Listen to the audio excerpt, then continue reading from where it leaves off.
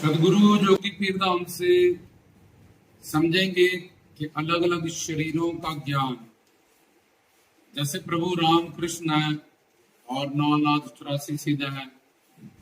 उसके बाद मानव शरीर धारण किए गए जीव है।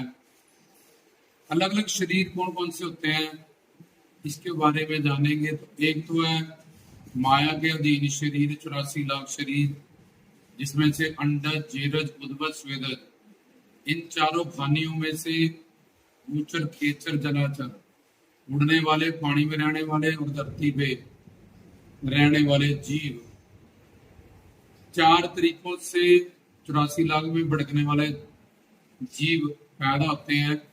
एक तो अंडों से, एक माँ के पेट से, एक पसीने से और एक धरती के गर्भ से।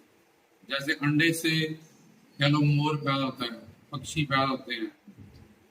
माँ के पेट से गाय, घोड़ा, इंसान, ये पेट से पैदा होते हैं। पसीने से जुएं, लिखे, चीचड़, ये पैदा होते हैं। और धरती गर्भ से पेड़ और पहाड़।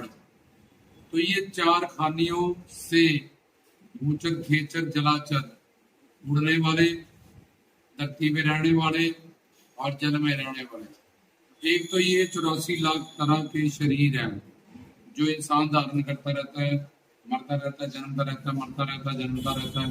कभी कुत्ते, बिल्ले, बंदर परिवार हो जाते हैं, कभी इंसान योनि में अलग अलग परिवार बदलते रहते हैं। इस जन्म में ये है, फिर आगे होगा, फिर आगे होगा। ज्ञान नहीं मिला अगर और अपने जीवन को सफल नहीं किया तो ये सब शरीरों को धारण करना पड़ता है। उसके बाद जोगी नाथ, 9 नाथ और 84 सिद्ध जोगी नाथों का शरीर। जो सिद्ध जोगी नाथ है, ऐसे नहीं जटाएं बढ़ा ली और के भगवे चोले डाल लिए तो जोगी बन गए। जो अष्टांग योग से संयम, नियम, आसन, प्राणायाम, धारणा, ध्यान, समाधि, जैसे कि मच्छंद्रनाथ, भोलेनाथ के वो अवतार हैं सारे, गोरखनाथ, फिर मच्छंद्रनाथ, जलंधरनाथ, गरीफानाथ, भैरवनाथ, बाबा बालकनाथ, ये सिद्धों में आते हैं। इनके पास इनका अमर कहानी से ये प्रकट हुए। गोरखनाथ गोबर से प्रकट हुए, तो मच्छंद्रनाथ मछली से प्रकट हुए। तो इनका जो जन्म है वो मानवीय नहीं है। तो बाबा बालकनाथ जी के शरीर से दूध निकला जब गोरखनाथ ने जबरन करना चाहा, क्योंकि उनका जो शरीर है जोगी नाथों का, इनका सिद्ध, उसको निर्वाण शरीर कहते हैं।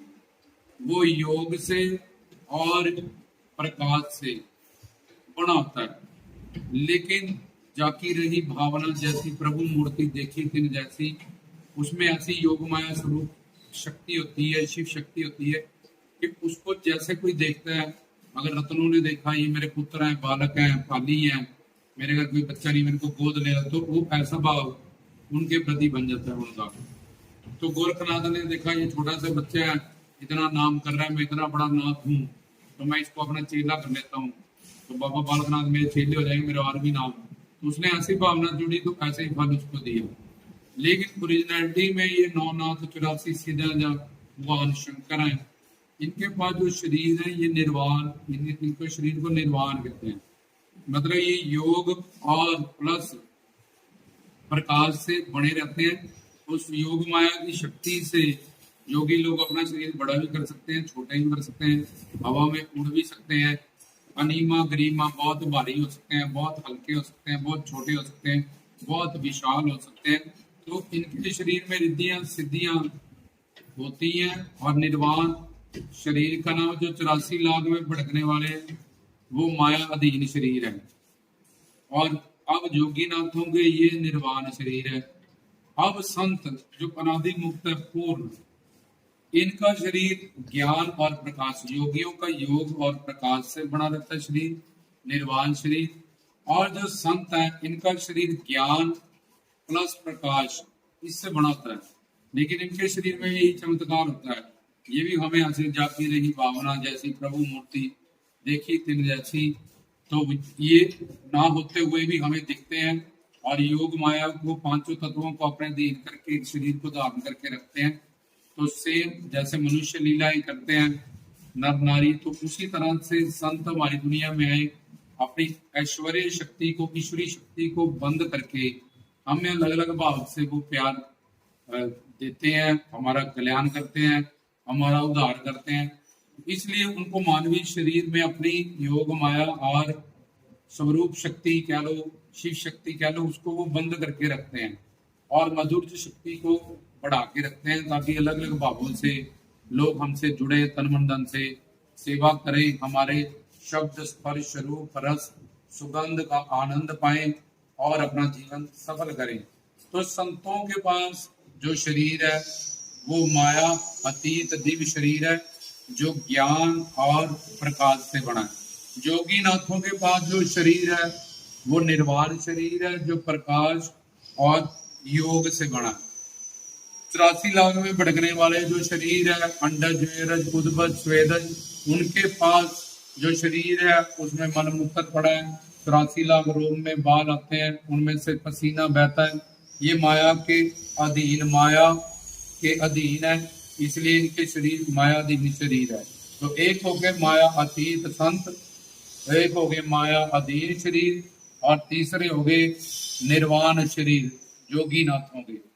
और चौथे हैं अब राम कृष्ण जी का शरीर। जो राम कृष्ण जी के पास शरीर है, प्रभु राम और कृष्ण भगवान के पास, उनको कहते हैं ब्राभव शरीर। उनमें ये जितने भी शरीर हैं सब में देह और देही का फर्क होता है। जो मानव है इसमें आत्मा दिव्य है और शरीर है जो नश्वर है। जो संत है उनमें उनका शरीर खुद का धारण किया हुआ है योग माया से, और उनके अंदर परमात्मा की ही ज्योत है। जो जोगी है उनके अंदर भी दिव्य शरीर है, दिव्य आत्मा है। संतों की भी दिव्य शरीर है, दिव्य आत्मा है। तभी बाबा पणाहरि जी ने इन्हें चमत्कार दिखाए, उनको वरदान है कि वो पूरे कलयुग तक इसी रूप में अजर अमर अविनाशी वो खुद ही जिंदा है। तो अब ये जो लोग चौंकियां करते हैं या मेरे में फलाना आ गया टकाना आ गया, वो कान खोल के जरा ये प्रवचन सुने या उनको मानने वाले। तो भगवान ने अलग अलग तरह के शरीर बनाए हुए हैं। जो स्वर्ग में रहने वाले देवता है उनके शरीर से खुशबू आती है, उनके शरीर में भूख प्यास नहीं लगती, उनको नौकरी के लिए नहीं जाना पड़ता, जहाँ दुकान करने या बिजनेस करने। वो संकल्प करते हैं उस लोक का सामान उनके पास ऐसे ही आ जाता है। तो उनके दिव्य शरीर है। तो अब बचे प्रभु राम कृष्ण, इनके पास प्राभव शरीर है। सिर्फ प्रभु राम और कृष्ण के शरीर ऐसे हैं कि इनमें दो का फर्क नहीं होता। सच्चिदानंद ही भगवान है और सच्चिदानंद ही शरीर धारण कर लेते हैं ये, क्योंकि ये उनका भगवत रूप है। तो उनके शरीर को प्राभव शरीर कहते हैं। जोगी नाथों के शरीर को निर्वाण शरीर कहते हैं। संतों महात्माओं के शरीर को माया अतीत कहते हैं। माया अतीत दिव्य दिव्य लगाते जाओ इनके साथ। और ये बेचारे जो सिर घमाने वाले चौंकी पाखंड डंबर झूठ में बड़े, इनके शरीर में मलमूत्र पड़ा है और 84 लाख में रोम है जिसमें बाल आते हैं, वहां पसीना चोता है। आंखों में, कानों में, मुंह में, हर जगह गंदगी है, सिर्फ चमड़ी से वो ढक दी हुई है। मरने के बाद तो पशु पक्षियों का शरीर काम आता है, लेकिन नर नारियों का शरीर भी काम नहीं आता। फिर भी वो बेचारे भोले भाले हैं, जब भटके हैं, उनको कोई अच्छा गुरु, अच्छा ज्ञान नहीं मिला, काल माया ने उनको ठग लिया। वो सिर्फ एक सात्विक भाव में, जैसे कोई नाचने लगा तो कोई सिर घुमाने लगा, कोई चीखने लग जाता है, कोई शून्य पड़ जाता है, कोई पत्थर हो जाता है। तो ये सिर्फ सात्विक भाव होता है, इससे ज्यादा कुछ नहीं होता। तो लेकिन जिसको भाव और भगवान में फर्क नहीं पता, जिसके पास गुरु नहीं है, ज्ञान नहीं है, काल माया उसको खुद भी ठग लेती है।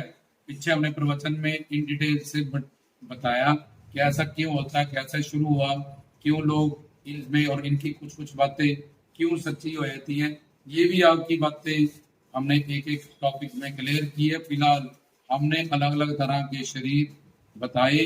तो ये 84 लाख में जो भटकने वाला है, अगर गुरु से पूर्ण समर्पित हो जाए, तन मन धन से शुद्ध हो जाए, पाक पवित्र हो जाए, तो उसके बाद ये दिव्य शरीर हासिल करेगा गुरु के लोक में जाने के लिए। जहाँ अगर ये भक्ति करे, जब तक करे और अपने अंदर कुंडली जागरण करे, तब भी सिर घुमाने और पाखंड झूठ का कोई लेन देन नहीं है। तब भी इसके शरीर में चक्र साधना होगी, मूलाधार, शब्दिष्ठान, अनाहत, विशुद्ध, इस तरह से दसम द्वार की शब्द सुरती की ये विद्या प्राप्त करेगा, ना कि सिर घुमा के पुच्छ देने लग जाए या पाखंड करने लग जाए। तो इससे अलग अलग शरीरों का वर्णन किया, इसलिए देवताओं के पास अलग शरीर है, पता लग गया 84 लाख में घूमने वालों के पास अलग शरीर है, संतों महात्माओं के पास अलग शरीर है, राम कृष्ण जी के पास अलग शरीर है, 9 नाथ 84 सिद्धों के पास अलग शरीर है। तो फिर अब जो कोई एक्टिंग करे ऐसा कि मेरे में ये आ गया वो आ गया, वो तो बेचारा समझो कि कर्मों का मारा हुआ है, जहाँ उसने नरक जाने का पूरा इंतजाम कर रखा है और उसको फॉलो करने वाले में। तो दुनिया वालों ये काम ना करो, देवी देवताओं का नाम खराब ना करो, सच्चा ज्ञान लो, सच्चा गुरु बनाओ और भक्ति करो, तन मन धन से सेवा करो, गुरु बना के नामदान लो, सिमरन लो, तब तुम्हारा कल्याण हो जाएगा रामदास की तरफ से।